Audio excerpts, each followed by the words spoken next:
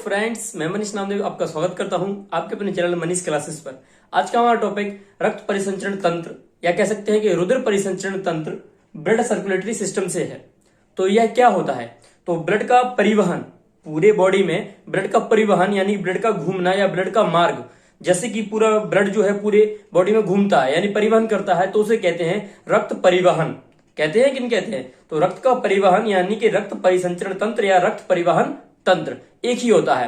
इस परिसंचरण तंत्र में जैसे कि मान लो इस सिस्टम है तो इसमें बहुत सारे ऑर्गन्स होते होंगे, जरूर होते होंगे। उससे पहले हम आपको दिखाते हैं कि जो रक्त परिसंचरण तंत्र है उसमें ओपन होता है, क्लोज होता है और मिक्स होता है।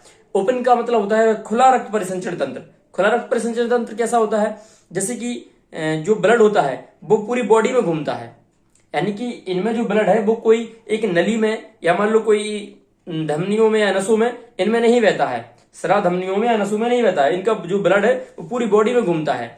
जैसे कि सीप, घोंगा, शंख, तिलचट्टा, ऐसे सब के क्या आते हैं, इनके उदाहरण है। जैसे कि मान लो जो तिलचट्टा है, तिलचट्टा आप सब लोग जानते होंगे, कॉकरोच। तो उसमें क्या होता है कि जैसे मान लो कॉकरोच को मारिएगा तो उसमें पहली बात तो ये क्या है, खुला परिसंचरण तंत्र पाया जाता है इनमें। तो इनमें क्या होता है कि जैसे मारिएगा या मान लो ये कुचल जाए तो इसमें क्या होता है, इनका जो ब्लड जो है वो एकदम स्पीड से नहीं बहता है। इनमें ब्लड बिल्कुल आराम से निकलता है। या मान लो जो अपना सीप है, घोंगा है, इनमें ब्लड जो है कैसा पाया जाता है, खुला पाया जाता है, ओपन पाया जाता है, यानी इसी कहते हैं खुला परिसंचरण तंत्र। तो इनमें पाया जाता है सीप, घोंगा, शंख और तिलचट्टी, आपने देखा होगा। तो इसमें क्या होता है, तो इनमें और इसमें एक बात और है, जैसे कि ये ओपन है तो इनके जो बाहरी आवरण है उन पे पाया जाता है क्या, कंकाल। इनके बाहरी आवरण में पाया जाता है कंकाल। जो भी ओपन यानी कि खुले ब्लड वाले परिसंचरण वाले क्या होते हैं, जीव होते हैं, उनमें बाह्य कंकाल पाया जाता है। जैसे आप सीप को देखे होंगे, इसके बाहरी आवरण पे क्या पाया जाता है, आवरण पाया जाता है कि नहीं पाया जाता है। और इनमें स्पीड से ब्लड नहीं निकलता है क्योंकि इनमें नसों में नहीं बहता है। और इनमें बाह्य कंकाल इसलिए पाया जाता है क्योंकि अगर मान लो जैसे कि ब्लड जो अपनी बॉडी में है, अगर अपन यहाँ पे घूमे तो ब्लड यहाँ चला जाएगा, यहाँ पे घूमे तो यहाँ चला जाएगा, यानी कि जो अपनी बॉडी का स्ट्रक्चर है वो बदल जाएगा।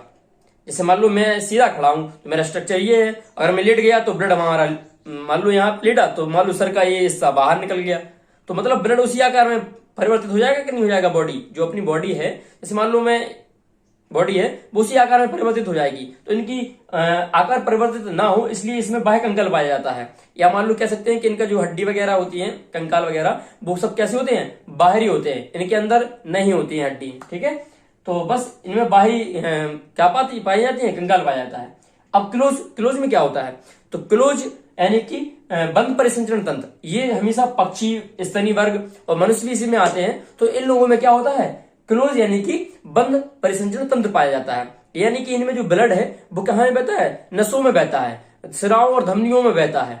खुला नहीं बहता है कि मान लो कहीं पे भी घूमने लगे पूरी बॉडी में, ऐसा नहीं होता है। इनमें नसों में पाया जाता है, इनकी पूरी बॉडी में घूमता है क्योंकि इनमें नसों में नहीं पाया जाता है, इनमें नसों में बहता है। और इनमें जो मान लो कंकाल है वो कैसा होता है, आंतरिक होता है। हमारी कोई जैसे आपको बाहरी संरचना दिख रही होगी कि मान लो हमारे बाहर हड्डी पाई जाए, वो बाहर तो हड्डी होती नहीं है, हमारी जो है बॉडी के अंदर हड्डी पाई जाती है, यानी कि कंकाल पाया जाता है। तो यानी कि जो बंद रुधिर परिसंचरण वाले जो क्या है जीव होते हैं उनमें अंत कंकाल पाया जाता है।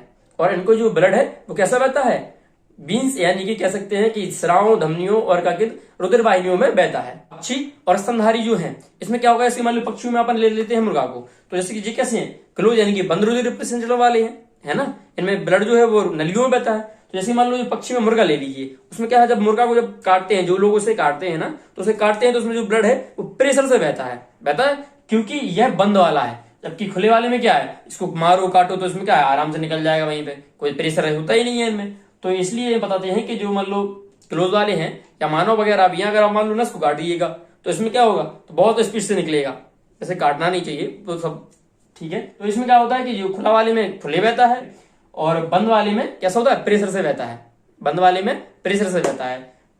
तो ये है क्लोज वाले और ये है ओपन वाले। कुछ ऐसे भी होते हैं जिन्हें मिक्स होता है। कैसा मिक्स होता है, मान लो उनमें नसों में तो बहता ही है और पूरे ब्लड में मतलब पूरी बॉडी में भी बहता है। ऐसे कौन से होते हैं, तो ऐसे होते हैं मछली की जो पूंछ होती है, जो फिलीवर्स होते हैं, उनमें पाए जाते हैं कैसा, नसों में, यानी कि जो उनकी जो नसें होती हैं उनमें पाया जाता है क्या, ब्लड। और उनकी जो पूरी बॉडी होती है, फिलीवर्स और पूंछ को छोड़ के, उनमें खुला वाला पाया जाता है। तो यानी कि ऐसा जीव है, मछली है, ऐसा जीव है जिसमें दोनों प्रकार का रुधिर परिसंचरण तंत्र पाया जाता है, ओपन भी और क्लोज भी। तो ये हो गया अपने तीनों के बारे में कि ओपन वाला कैसा होता है, क्लोज वाला कैसा होता है और मिक्स कैसा होता है, और उनके बारे में कुछ उदाहरण भी हैं। अब आता है अपना एकल परिसंचरण तंत्र। एकल परिसंचरण तंत्र क्या होता है? इसमें क्या होता है कि जो ब्लड है वो हृदय में से केवल एक बार होके जाता है। जैसे कि ब्लड मान लो बॉडी में से आया, हृदय में गया, हृदय में क्या आएगा? अशुद्ध रुधिर आएगा, आएगा कि नहीं आएगा? अब अशुद्ध जाएगा शुद्ध के पास, शुद्ध कराने के लिए कहां पे? फेफड़ों में, फेफड़ों में जाएगा। फिर फेफड़ों से रुधिर हृदय में नहीं आता है, इसमें क्या है, फेफड़ों से सीधे बॉडी में ट्रांसफर हो जाता है। तो उसे कहते हैं एकल रुधिर परिसंचरण तंत्र, यानी कि ब्लड केवल एक ही बार आया, इसमें बॉडी से आया, हृदय में गया, हृदय कहां गया, हृदय से कहां गया? फेफड़ों में, शुद्ध हो गया। अब हृदय में नहीं जाएगा, अब जाएगा पूरी बॉडी में, सो ट्रांसफर हो जाएगा। दोहरे में क्या होता है? तो दोहरे में अपन को पता है, जैसे कि ब्लड का है, बॉडी में से होके आएगा, हृदय में आएगा, हृदय में कौन सा आएगा? अशुद्ध रुधिर आएगा, और अशुद्ध वाला जो रुधिर है वो जाएगा फेफड़ों के पास शुद्ध होने के लिए। अब जब से जो शुद्ध हो जाएगा तो फिर से यहाँ पे क्या आ जाएगा? हृदय में आ जाएगा, फिर बॉडी में से ट्रांसफर होगा। यानी हृदय में ब्लड कितनी बार आया? 2 बार आया, एक बार अनॉक्सी यानी कि अशुद्ध रुधिर, और एक बार फेफड़ों से शुद्ध होकर फिर आया यानी कि शुद्ध रुधिर। यानी कि यह भी कह सकते हैं कि एकल रुधिर वाली में क्या होता है? केवल अशुद्ध रुधिर आता है, जबकि दोहरा वाले में क्या आता है? शुद्ध और अशुद्ध दोनों रुधिर आते हैं। तो यानी कि ऐसे कह सकते हैं एकल परिसंचरण तंत्र, ऐसे कह सकते हैं क्या?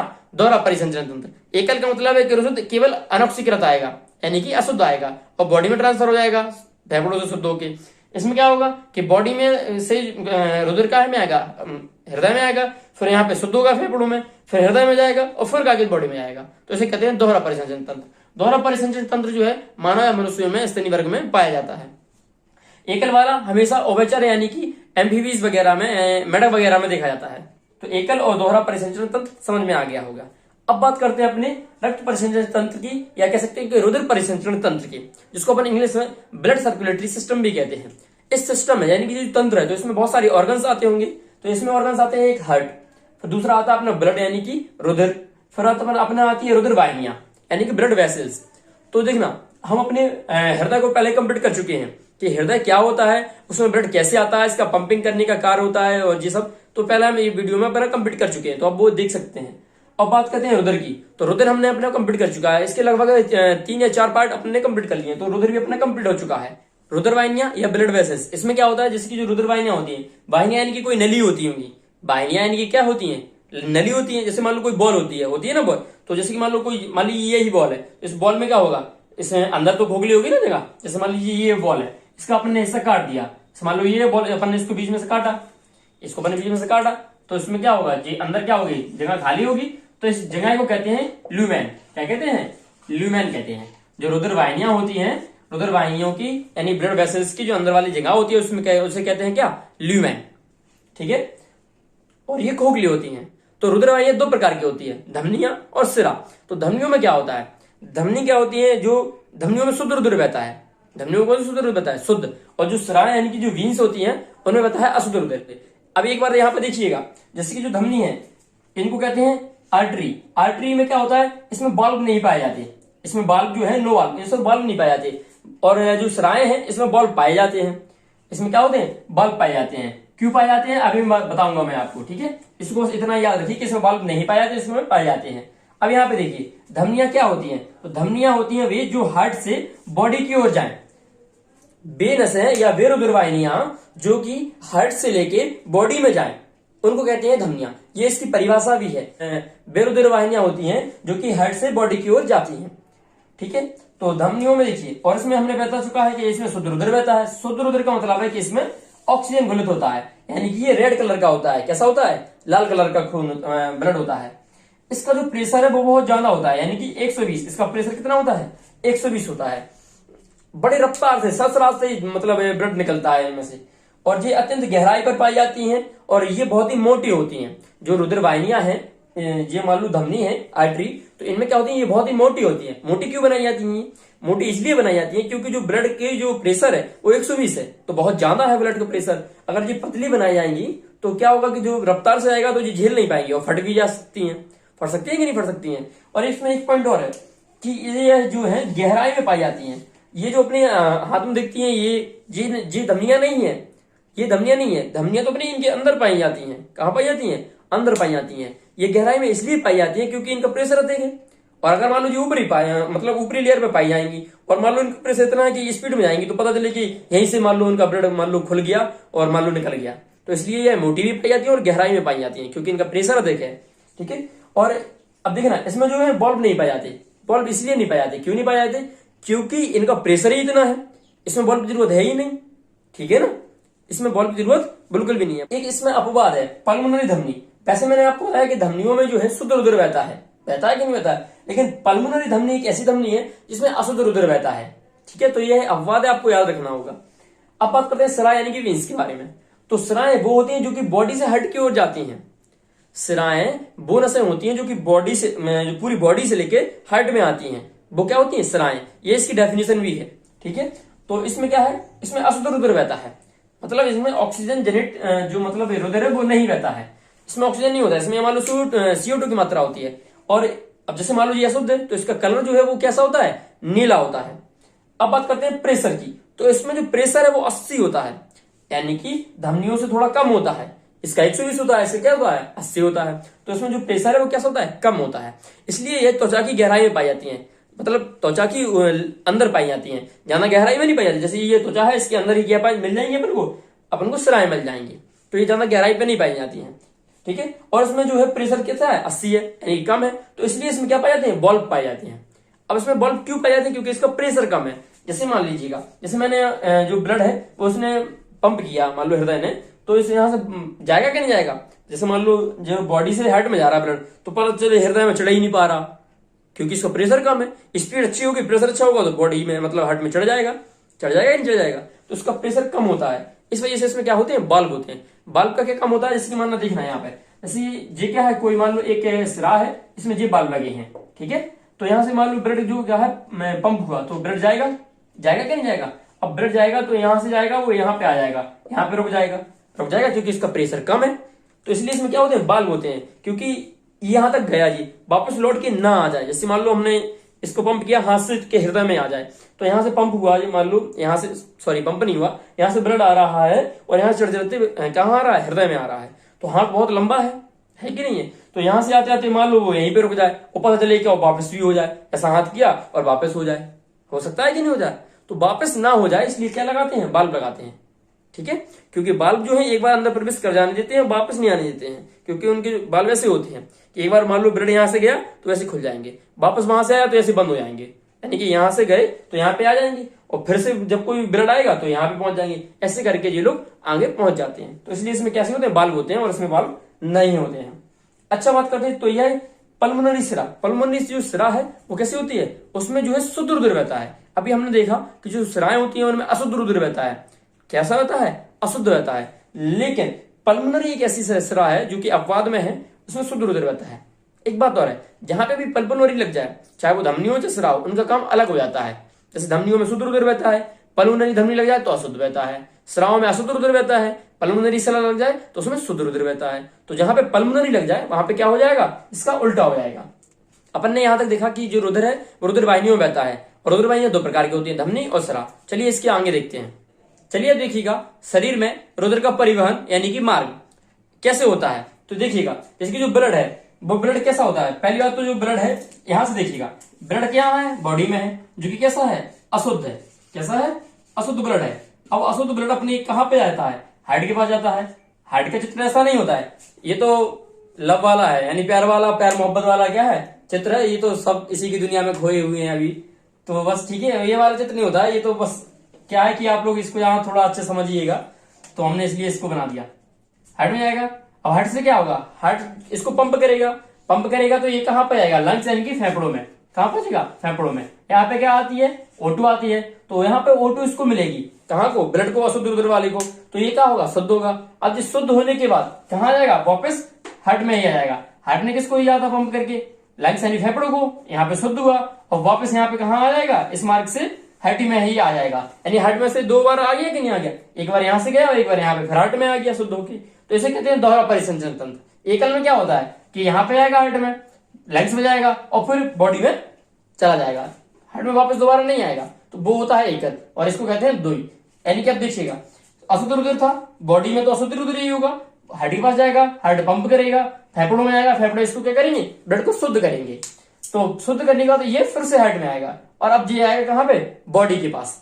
अब बॉडी में जाएगा जी, तो बॉडी में थोड़ी है कि मान लो जो उसने पंप कर दिया तो एक ही नली होती हो कि एक ही नली यहाँ पे ले जाए, एक ही यहाँ पे ले जाए, एक ही पैरों में हाथों में सब जगह एक ही हो, ऐसा तो होता नहीं है। सबसे पहले होती है बॉडी में, जैसे मान लो हार्ट से बॉडी में कैसे जाएगा, तो सबसे पहले एक जो बड़ी नली होती है, मान लो जो रुधिर वाहिनियां होती है, उसे कहते हैं महाधमनी, जो कि बहुत ही मोटी होती है और बहुत ही बड़ी होती है, उसे कहते हैं अरोटा। तो ये होती है महाधमनी। पर महाधमनियों से छोटी छोटी क्या होती है, धमनियां होती है। महाधमनी से क्या होती है, धमनियां होती है। जैसे मान लो इसकी लंबाई मान लो बहुत सारे, इसकी मोटाई जो मान लो बहुत मोटी है, और इसकी मान लो छोटी छोटी सी है कि नहीं है, और इसकी मान लो और छोटी छोटी है, तो ऐसी है। इसमें क्या होता है, इसके मान लो जो हार्ट से ब्लड गया, तो अब तो एकदम पंप से जा रहा है, प्रेशर से जा रहा है, तो इसके लिए तो मोटी चाहिए कि नहीं चाहिए, जो रुधिर वाहिनी है वो मोटी चाहिए। तो इसलिए इसको क्या कहते हैं, इसके जो अरोटा यानी जो महाधमनी है, इसकी मोटाई कितनी होती है, ज्यादा होती है, ये ज्यादा मजबूत होती है। फिर यहाँ पे क्या होगा, ये धमनी जो है एक नली वाली, ये 3 नलियों में बढ़ जाएगी, जिसको कहते हैं अपन क्या, धमनी यानी आर्टरी। अब ये आर्टरी जो है बहुत सारी छोटी धमनियों में बढ़ जाएगी, और ये बहुत सारी छोटी धमनियां जो हैं वो कहाँ जाएंगी, कैपिलरी के पास। जैसे मान लो छोटी, इनका जाल ऐसा हो जाएगा, फिर बहुत सारा, जैसे मान लो जो छोटी छोटी धमनियां हैं उसका जाल कैसा हो जाएगा, ऐसा हो जाएगा। तो यहाँ पे क्या आ जाती है, ये सारी जुड़ जाएंगी कहाँ पे, यहाँ पे।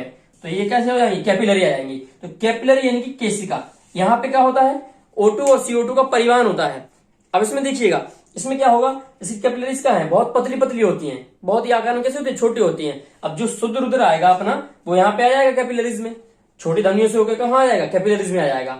अब ये होती है बहुत ही पतली होती हैं, यहाँ कह सकते हैं कि इनमें O2 और CO2 का परिवहन हो जाता है। तो अब जैसे मान लो जो नलियों में क्या बहता है, O2 बहता है, जबकि बाहर क्या है, CO2। तो CO2 अंदर नलियों में कैसे पहुंच पाएगा, नहीं पहुंच पाएगा ना। तो कैपिलरीज क्या होती हैं, उनमें सहायक होती हैं, क्योंकि कैपिलरीज की जो भित्तियां हैं बहुत ही पतली होती हैं। अब इनमें क्या होगा कि CO2 आ जाएगा अंदर, आसानी से आ जाएगा, क्योंकि ये बहुत ही पतली होती हैं, और O2 कहां चला जाएगा, बाहर चला जाएगा। तो इनमें O2 और CO2 का परिवहन करने में जो अपनी वीन्स होती हैं, वो क्या होती हैं, कैपिलरीज होती हैं, यानी कि केशिका इनको हिंदी में कहती हैं। अगर कभी भी कोई क्वेश्चन पूछता है कि O2 और CO2 का परिवहन कहाँ होता है, मतलब किन किन नलियों के द्वारा होता है, तो कौन सी नली होती है, केशिका यानी कि कैपिलरीज के द्वारा। अब कैपिलरीज से क्या होगा, बहुत सारी छोटी छोटी क्या होंगी, महासराएं होंगी, सॉरी बहुत सारी छोटी छोटी क्या होंगी, सराएं होंगी क्या नहीं होंगी, बहुत सारी जाल सा यहाँ पे बुन गया है, फिर यहाँ से ऐसे आराम से क्या निकलेंगी, अपनी क्या निकलेंगी, छोटी सराएं निकलेंगी। ये छोटी सराओं के, ये 3 सराओं के मान लो क्या है, छोटी छोटी क्या निकलेंगी, सराएं निकलेंगी। अब ये छोटी सराएं क्या करेंगी, एक सरा में जाके चली जाएंगी, यानी वीन्स में चली जाएंगी, और ये वीन्स बड़ी वीन्स में यानी कि कह सकते हैं वेना कावा यानी महासरा में पहुंच जाएंगी। तो यहाँ वेना कावा तक यानी कि कहाँ पहुंच चुकी हैं, पूरी बॉडी में भ्रमण भी हो चुका है इनका, और वेना कावा तक पहुंच चुकी हैं। अब ये ब्लड कैसा हो गया है, अशुद्ध हो गया है, क्योंकि यहाँ पे कैपिलरीज ने इसको क्या कर दिया था, CO2 प्रदान कर दिया था। अब जी यहाँ पे क्या हो चुका है, अशुद्ध हो चुका है। तो वेना कावा यहाँ से जाएगा, तो यहाँ से वेना कावा कहाँ जाएगा, हार्ट में जाएगी। वेना कावा जो है अपनी जो मालूम महासरा है वो हार्ट में जाएगी, इसमें हार्ट में फिर से करेगी, अशुद्ध रुधिर देगी, और अशुद्ध रुधिर अब क्या होगा, हार्ट में फिर से ऊपर जाएगा, लंग्स में शुद्ध होगा, तो फिर से यहाँ पे महाधमनी, धमनी, छोटी धमनी, फिर उसके बाद पूरी बॉडी में होते हुए कैपिलरीज, फिर वापस बॉडी में जब कैसे आएगी, तो बॉडी में एकदम थोड़ी ना आ जाती है कि एक ही नली आती हो, तो ऐसी आती है। पहले सबसे पहले छोटी सरा, फिर महासरा, फिर इसके बाद कहाँ पे आती है, अपनी हार्ट में आती है। तो ये है पूरा अपने का पूरी बॉडी में जो अपना ब्लड घूमता है यानी परिवहन करता है, उसका चित्र है, छोटा सा चित्र है बिल्कुल। अब देखिए ना, एक मैन हेडिंग पे देख सकते हैं अपन, जो हार्ट है वो बॉडी में ब्लड को भेजेगा, तो ब्लड को बॉडी में कैसे भेजेगा, तो इसके लिए ये है, पहले महाधमनी में ब्लड जाएगा, क्योंकि ये बहुत ही बड़ी मोटी आकार में होती है, फिर उसके बाद छोटी छोटी धमनियों में जाएगा, फिर और छोटी छोटी धमनियों में जाएगा कि नहीं जाएगा, तो पूरी बॉडी में ब्लड फैल जाएगा। फिर कैपिलरीज होती है, तो कैपिलरीज में क्या होगा, O2 CO2 का परिवहन होगा। अब O2 CO2 परिवहन होने के बाद फिर बॉडी में घूमते हुए कहाँ जाएगा, हार्ट के पास जाएगा। तो बॉडी में कैसे, कैपिलरीज से बॉडी में कैसे चला जाएगा, तो इन्हीं के द्वारा जाएगा कि नहीं जाएगा, पहले छोटी सराओं के द्वारा, फिर सरा के द्वारा, फिर महासरा के द्वारा, और फिर अपना वेना कावा यानी महासरा से फिर से हार्ट में जाएगा। अब हार्ट में पहुंचेगा तो हार्ट फिर से पंप करेगा लंग्स की ओर, लंग्स को फिर से शुद्ध करेंगे, लंग्स फिर शुद्ध करने के बाद फिर हार्ट में आएगा, फिर बॉडी में जाएगा। तो ये अपना पूरा क्या है, परिवहन है। तो एक छोटे से चित्र के द्वारा मैंने आपको बताया है कि रुधिर का परिवहन बॉडी में ऐसे हो जाता है। तो आप इसको याद रखिएगा। बहुत मेहनत से आपके लिए छोटे छोटे टॉपिक कलेक्ट करके छोटा छोटा सा सरल भाषा में आपको समझाना चाहता हूं। ऐसे ही टॉपिक मैं और भी लाता रहूंगा आपके लिए। अगर आपको मेरी वीडियो अच्छी लगती है, हेल्पफुल लगती है, तो इसे लाइक करें, कमेंट करें, अपने दोस्तों के साथ शेयर करें एंड मेरे आपके अपने चैनल को सब्सक्राइब करें।